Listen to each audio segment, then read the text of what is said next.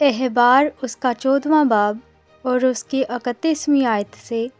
57 آیت تک، یعنی جو کچھ اسے میسر ہوا ہو اس میں سے ایک کو خطا کی قربانی کے طور پر اور دوسرے کو سوختنی قربانی کے طور پر نظر کی قربانی کے ساتھ گزرانے، یوں کاہن اس شخص کے لیے جو پاک قرار دیا جائے گا خداوند کے حضور کفارہ دے، اس کوڑی کے لیے جو اپنے پاک قرار دیے جانے کے سامان کو لانے کا مقدور نہ رکھتا ہو۔ شرع یہ ہے، پھر خداوند نے موسیٰ اور ہارون سے کہا کہ جب تم ملک کنعان میں جسے میں تمہاری ملکیت کیے دیتا ہوں داخل ہو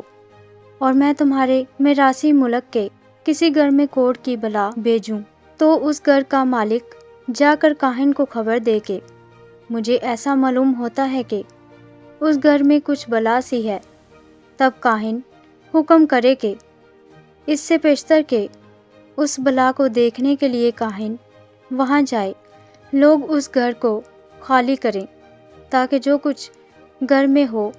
وہ ناپاک نہ ٹھہرایا جائے۔ اس کے بعد کاہن گھر دیکھنے کو اندر جائے اور اس بلا کو ملاحظہ کرے، اور اگر دیکھے کہ وہ بلا اس گھر کی دیواروں میں سبزی یا سرخی مائل گہری لکیروں کی صورت میں ہے اور دیودار میں سطح کے اندر نظر آتی ہے، تو کاہن گھر سے باہر نکل کر گھر کے دروازہ پر جائے اور گھر کو 7 دن کے لیے بند کر دے، اور وہ 7ویں دن پھر آ کر اسے دیکھے۔ اگر وہ بلا گھر کی دیواروں میں پھیلی ہوئی نظر آئے تو کاہن حکم دے کہ ان پتھروں کو جن میں وہ بلا ہے نکال کر انہیں شہر کے باہر کسی ناپاک جگہ میں پھینک دیں۔ پھر وہ اس گھر کو اندر ہی اندر چاروں طرف سے کھرچوائے اور اس کھرچی ہوئی مٹی کو شہر کے باہر کسی ناپاک جگہ میں ڈالے، اور وہ ان پتھروں کی جگہ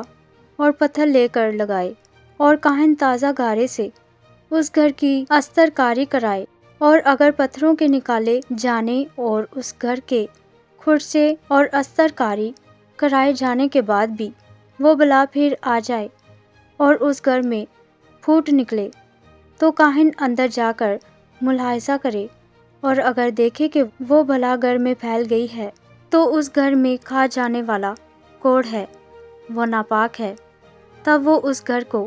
اس کے پتھروں اور لکڑیوں اور اس کی ساری مٹی کو گرا دے، اور وہ ان کو شہر کے باہر نکال کر کسی ناپاک جگہ میں لے جائے، ماں سوائے اس کے اگر کوئی اس گھر کے بند کر دیے جانے کے دنوں میں اس کے اندر داخل ہو تو وہ شام تک ناپاک رہے گا، اور جو کوئی اس گھر میں سوائے وہ اپنے کپڑے دھو ڈالے، اور جو کوئی اس گھر میں کچھ کھائے وہ بھی اپنے کپڑے دھوئے، اور اگر کاہن اندر جا کر ملاحظہ کرے اور دیکھے کہ گھر کی استر کاری کے بعد وہ بلا اس گھر میں نہیں پھیلی تو وہ اس گھر کو پاک قرار دے، کیونکہ وہ بلا دور ہو گئی، اور وہ اس گھر کو پاک قرار دینے کے لیے 2 پرندے اور دیودار کی لکڑی اور سرخ کپڑا اور زوفہ لے، اور وہ ان پرندوں میں سے ایک کو مٹی کے کسی برتن میں بہتے ہوئے پانی پر ذبح کرے، پھر وہ دیودار کی لکڑی اور زوفہ اور سرخ کپڑے اور اس زندہ پرندہ کو لے کر ان کو اس ذبح کیے ہوئے پرندہ کے خون میں اور اس بہتے ہوئے پانی میں غوطہ دے اور 7 بار اس گھر پر چھڑکے، اور وہ اس پرندے کے خون سے اور بہتے ہوئے پانی اور زندہ پرندہ اور دیودار کی لکڑی اور زوفہ اور سرخ کپڑے سے اس گھر کو پاک کرے، اور اس زندہ پرندہ کو شہر کے باہر کھلے میدان میں چھوڑ دیں، یوں وہ گھر کے لیے کفارہ دے تو وہ پاک ٹھہرے گا، کوڑ کی ہر قسم کی بلا کے اور صافہ کے لیے اور کپڑے اور گھر کے کوڑ کے لیے اور ورم اور پپڑی اور چمکتے ہوئے داغ کے لیے شرع یہ ہے،